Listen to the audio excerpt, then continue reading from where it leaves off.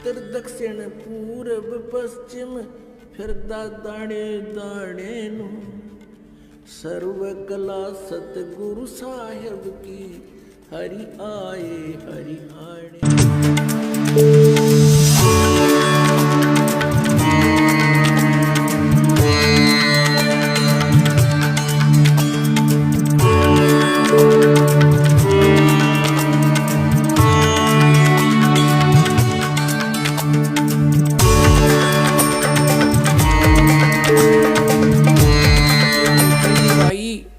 और झूठे हैं जो समझे नाही। तो वेदों में लिखा है कि वो परमात्मा स्वयं गति करके आता है। अब जैसे यो आर्य समाज का जो ग्रुप है, इसमें शिक्षित वर्ग बहुत है, और लेकिन वो अक्षर ज्ञान है, उनको अध्यात्म ज्ञान नहीं। उधर से महर्षि दानंद को भी कह का पता नहीं था अध्यात्म ज्ञान का, इसलिए उसने कोशिश की वेदों का अनुवाद करने की, और उसका अपना सिद्धांत था कि भगवान निराकार है। वो कहीं एक देश में नहीं रहता, एक देश माने स्थान पर कहीं नहीं रहता, वो केवल सर्वव्यापक है, जैसे वायु है ऐसे भगवान है। भले आदमियों, निराकार परमात्मा इतने बड़ी बड़ी स्ट्रक्चर कैसे बनाओगा वो? जैसे कोई नौके साकार कैसे बनाओगा, सुन लो साकार कैसे बनाओगा। साकार मनुष्य इंजीनियर है और जहाज बना दिया, हवाई जहाज, वायुयान बना दिया, समुद्री जहाज बना दिया, उसमें बैठ कर आराम से घूम रहा है और वो यान चल रहा है। निराकार कोई कारीगर बना के दिखाए दो, मरे बादशाह के बनाओगा, वो खख बनाओगा।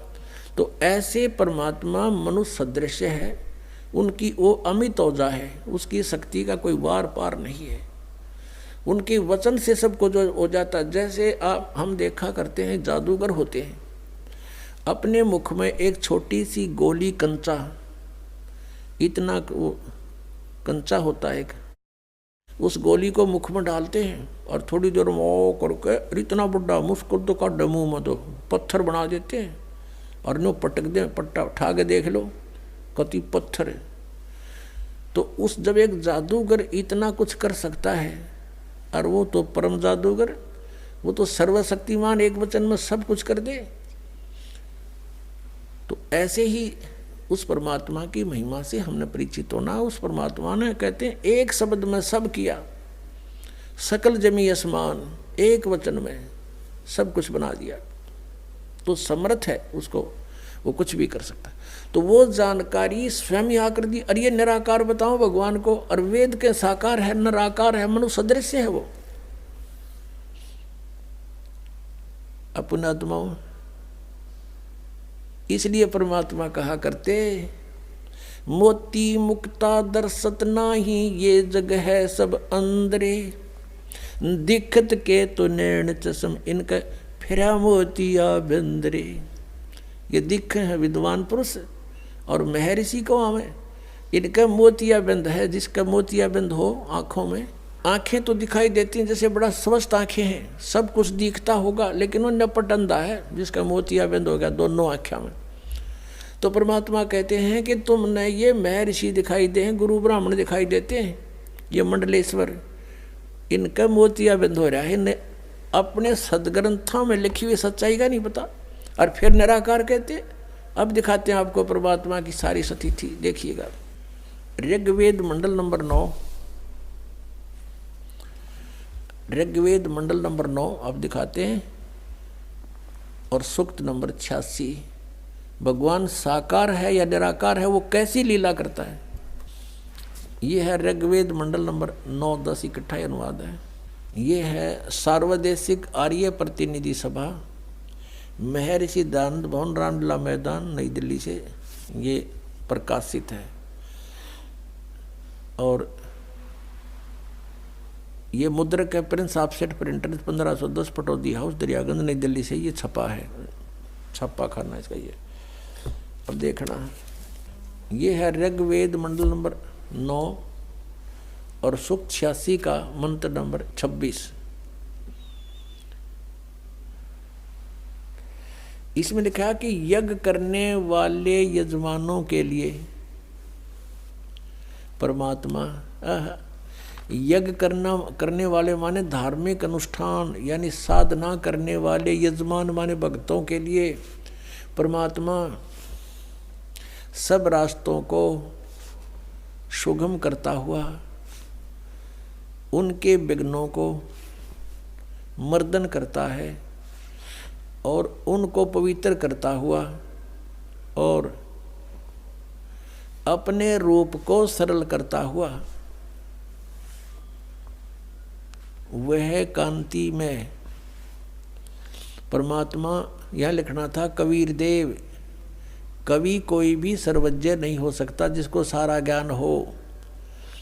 कवि कविता बना सकता है, ये कबीर देव लिखना था यहाँ पर। वो कबीर देव विद्युत के समान यानी आकाशीय बिजली की तरह सेकंड में नीचे आ जावे, क्रीड़ा करता हुआ, ऐसे लीला करता हुआ वर्णीय पुरुष को यानी अच्छी आत्मा को प्राप्त होता है।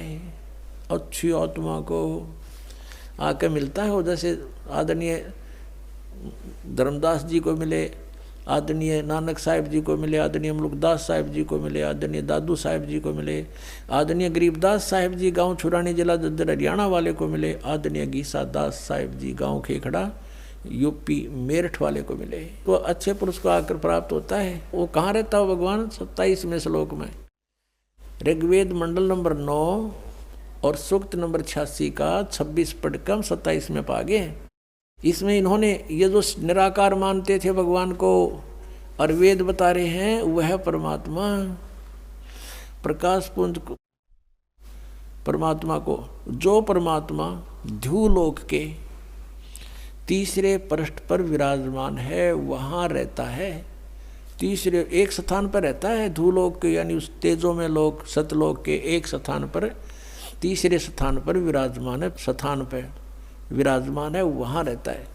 निराकार क्यों करो है भगवान जब वहाँ बैठा है? आगे दिखाते हैं। ये है ऋग्वेद मंडल नंबर 9 सूक्त 82 का। ऋग्वेद मंडल नंबर 9 और सूक्त 82। और यहाँ देखें ये है 82वां, 81वां समाप्त हुआ, ये 82वां शुरू हो जाता है। इसका प्रथम मंत्र इसमें लिखा है कि जो सर्वोत्पादक प्रभु, सबकी उत्पत्ति करने वाला परमेश्वर प्रकाश रूप है। इसका अर्थ है वो तेजो में रूप साकार है, सद्गुणों की वृष्टि करने वाला, पापों का हरण करने वाला, पाप नाश करने वाला, पाप अक्षमा करने वाला है। वह राजेव, राजा के समान, राजेव इसका अर्थ है राजा के समान आगे लिखा है। ये देखना, ये 269 पृष्ठ पर पढ़ रहे हैं। कोई भ्रमत कर देगा कि दूसरा पृष्ठ दिखा दिया होगा। ये 270 दिखाऊंगा। ये देखो 270 यहाँ लिखा है। 82 का पहला पढ़ रहे हैं, 82 का 9 के 82 का। राजा के समान दर्शनीय है, वो देखने जोगा है, विजिबल है, वो साकार है। राजा की तरह तो मनुष्य जैसा ही हुआ। और वह है पृथ्वी आदि लोक लोकांतरों के चारों ओर शब्दमान हो रहा है। वह वर्णीय पुरुष को, वर्णीय माने अच्छी आत्मा को, श्रेष्ठ पुरुष को, जो दृढ़ भक्त है, जो दृढ़ भक्त है उसको पवित्र करता हुआ प्राप्त होता है। जैसे आदरणीय धर्मदास साहिब जी को जो दृढ़ भक्त थे उसके बाद डगमग नीवे, आदरणीय मुल्कदास साहिब जी को, आदरणीय दादू दास साहिब जी को, आदरणीय गरीबदास साहिब जी गांव छुड़ानी जिला दद्दर हरियाणा वाले को, और आदरणीय गीसा दास साहिब जी को गांव खेखड़ा मेरठ यूपी वाले को। ये दृढ़ भक्त आज तक डगमग नहीं हुए, दुनिया को हिला के रख दिया इन्होंने। इनको भगवान में ले आकर के को पवित्र करता हुआ प्राप्त होता है वर्णीय पुरुष अच्छी आत्मा को। जिस प्रकार विद्युत माने आकाशीय बिजली सन्हे वाले स्थानों को आधार बनाकर प्राप्त होता है। देखो कितना स्पष्ट किया इन्होंने। ऋग्वेद मंडल नंबर 9 और सूक्त नंबर 81 में कति कंसेप्ट क्लियर कर दिया कि वो परमात्मा राजा की तरह देखने जोगा है। राजा का अर्थ है कि वो शक्तिशाली होता है, मनुष्य सदृश ही है। राजा के समान है और साकार है, देखने जोगा है। और वो अच्छी आत्मा को वहाँ से चलकर आकर मिलता है ये, और जो दृढ़ भक्त होते हैं उनको मिलता है, अन्य को नहीं। जैसे आकाश की बिजली, आकाशीय बिजली गिरती है वो किसी वस्तु पर गिरती है जहाँ उसका विशेष अट्रैक्शन बनता है। पुराने समय में जब कांसी धातु के बेले थाली हुआ करते प्रांत, और उनको अगर वर्षा के दिनों में कहीं बाहर वो पड़े रह जाते तो हमारे बुजुर्ग दादी माता कहा करते थे कि कांसी के बर्तन पर बिजली गिर जाती है, जब उसका संयोग होता है ऊपर से गिरने का तो वहाँ अवश्य उसी को तुरंत वहीं आकर के अट्रैक्ट होती है, उस कारण उस खिंची आती है, उसी पर गिरती है। उसको उठवाकर अंदर रखवा दिया करते थे। तो कहने का भाव ये है कि परमात्मा उस बिजली की तरह जैसे वो अपने विशेष जिस पर वो आकर्षण होता वहीं गिरती है, ऐसी स्थिति से परमात्मा उन दृढ़ भक्तों को आकर मिलता है जो मिलन योग्य हों, जिनको वो उनसे आकर्षित होता है, ताकि ये मेरी आगे बढ़ा सकें, इस ज्ञान को, काल के जाल को हटा सकें, मेरे प्यारी आत्माओं तक ये संदेश पहुंचा सके। और उनका क्या कर ले, आंखें देखें जब भी ना मानो न भगवान मिल लेगा, उन तक काला मिल लेगा जहाँ ये रह रहे हैं। अब 9वें मंडल सूक्त 82 का मंत्र 1 पढ़ लिया, अब 2 दिखाते हैं, देखिएगा। ऋग्वेद मंडल नंबर 9 सूक्त 82 का हमने ये पढ़ लिया, अब 2 पढ़ते हैं। वो परमात्मा किस उद्देश्य से आता है? हे परमात्मन, उपदेश करने की इच्छा से आप महापुरुषों को प्राप्त होते हो, अच्छी आत्माओं को, महान आत्माओं को प्राप्त होते हो, और आप अत्यंत गतिशील पदार्थ के समान हमारे आध्यात्मिक यज्ञों को प्राप्त होते हो। यानी अत्यंत गतिशील पदार्थ के समान, यानी जैसे बिजली चलती है, बिजली जैसी गति से आप, और उपदेश करने के लिए आते हो यहाँ पर, सच्चा ज्ञान देने के लिए। आप कबीर देव हैं, आप कबीर देव, यह लिखना था, सर्वज्ञ लिख दिया, आप यहाँ लिखना था आप कबीर देव हैं। हम उसको कबीर साहब कहते हैं, आप कबीर साहब हैं, शुद्ध स्वरूप है। अब जैसे ये अभी आपको दिखा था, जहाँ यजु लिखा हो तो यजुर्वेद लिखना पड़ेगा वहाँ पर, वो इन्होंने किया भी है। महर्षि दानंद ने यजुर्वेद के 36वें अध्याय के प्रथम मंत्र में यजु का अर्थ यजुर्वेद किया है, तो यहाँ लिखना था वो कबीर देव है, वो शुद्ध स्वरूप है। हमारे पापों को हे दूर करके, हे सोम, हे अमर परमात्मा, हमको सुख दे। पुण्यात्मा,